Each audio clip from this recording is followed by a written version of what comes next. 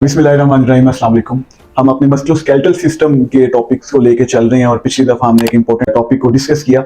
इसी सिलसिले को हम आगे बढ़ाते हैं और आज एक और वैसा ही मिलता जुलता सा टॉपिक डिस्कस करते हैं जो कि बहुत ज्यादा कॉमनली परसिस्ट करता है और इसका नाम है क्रोनिक फटीग सिंड्रोम। अब क्रोनिक फटीग सिंड्रोम है क्या, इसके बारे में थोड़ा सा जानने की कोशिश करते हैं।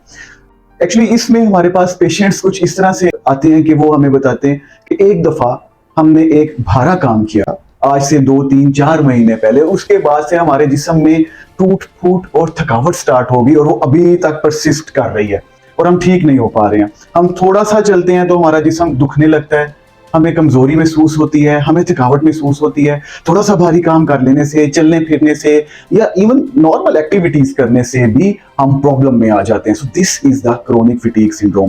ज्यादातर हमने ये देखा है कि अगर अडल्ट्स में लेके चलें तो हम क्रोनिक फटीग सिंड्रोम को इन सिम्टम्स के साथ अगर 4 महीने तक ये सिम्टम्स परसिस्ट करते हैं तो फिर टैग कर देते हैं। अगर चिल्ड्रन यानी कि बच्चे और एडोलेसेंट यानी 18-20 साल के जो लोग हैं यहाँ इस एज लिमिट तक अगर वो 3 महीने से ऊपर इन सिम्टम्स के साथ परसिस्ट करते हैं तो हम उसको क्रोनिक फटीग सिंड्रोम की तरफ लेके चल पड़ते हैं। सो अब इसमें जैसा कि मैंने आपको सारे सिम्टम्स के बारे में बता दिया, लेकिन इसके साथ साथ पेशेंट और भी बहुत कुछ बताता है।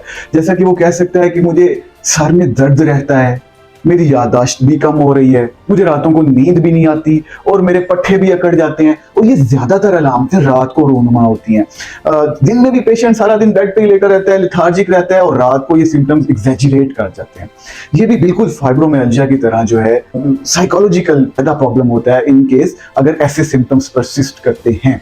तो इसमें अब हमने क्या करना होता है, इसमें इसकी अगर कॉजेज को देखें तो कॉजेज अभी तक इसकी इस्टेब्लिश नहीं हो सकी हैं और हम ये अज्यूम करते हैं कि मे बी कोई वायरल इन्फेक्शन हुआ हो, मे बी कोई कीमोथेरेपी लग रही हो, मे बी कोई इम्यूनाइजेशन हुई हो। हम ये हिस्ट्री लेने की कोशिश करते हैं लेकिन ज्यादातर हमें फिर भी कुछ नहीं मिल रहा होता और कोशिश यही होती है कि हम इस पेशेंट को क्रोनिक फटीग सिंड्रोम की तरफ टैग ना ही करें। लेकिन अगर मैंने जैसा बताया कि सिम्टम्स आ जाते हैं तो फिर हमें उसे टैग करना पड़ता है। सो अगर हम इसकी मैनेजमेंट के बारे में चलना शुरू करें, जैसा कि मैंने पहले बताया है कि ये फिजिकल से ज्यादा मेंटल डिजीज है जिसमें जहनी तौर पे बंदा ज्यादा बीमार होता है फिजिकल की निस्बत। सो इसमें हमने सबसे पहले पेशेंट को रीअश्योरेंस करनी है कि कोई मसला नहीं है, आप अपने आप को रिलैक्स रखिए, आप इंशाल्लाह ताला ठीक हो जाएंगे।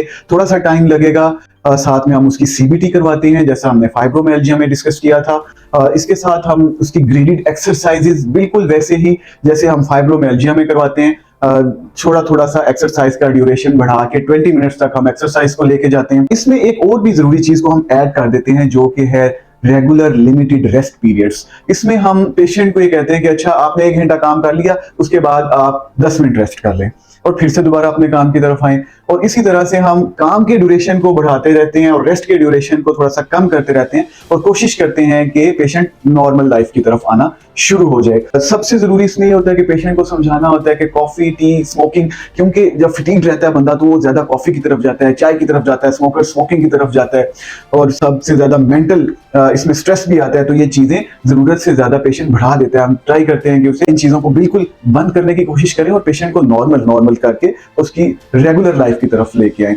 अच्छा, अब इसमें जो सबसे ज्यादा जरूरी चीज है कि हमने इसको सीरियस कब लेना है। देखिए, जब पेशेंट का स्ट्रेस बहुत ज्यादा बढ़ जाए, पेशेंट्स को इतना स्ट्रेस बढ़ जाए कि वो फिट्स में चला जाए या वो खाना पीना छोड़ दे या उसकी नींद बिल्कुल ही खत्म हो जाए या उसको सोते में सांस चढ़ना शुरू हो जाए स्ट्रेस की वजह से, या उसका वजन बहुत ज्यादा कम होना शुरू हो जाए या फिर उसके जोड़ भी अकड़ जाएं, तो ये सारी कंडीशंस जब चलना शुरू होती हैं तो फिर हम इसको ज्यादा सीरियस लेते हैं और इस सिलसिले में फिर हम डिफरेंट स्पेशलाइजेशंस को इन्वॉल्व करके साइकोलॉजिस्ट को, रूमाटोलॉजिस्ट को, ऑर्थोपेडिक को, जनरल फिजिशियन को, इन सारी चीजों को इन्वॉल्व करके फिर इस तरह से पेशेंट को मल्टीपल ट्रीटमेंट्स के जरिए लेके चलते हैं ताकि हर तरफ से हम इस बीमारी को क्योर कर सकें।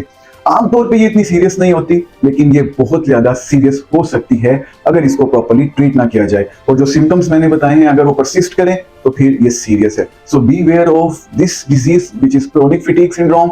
अगले लेक्चर्स में इंशाल्लाह मस्कुलोस्केलेटल और डिस्कस करेंगे और सीधा बीमारियों के बारे में डिस्कस करेंगे। Thank you very much, stay tuned, अल्लाह हाफिज़।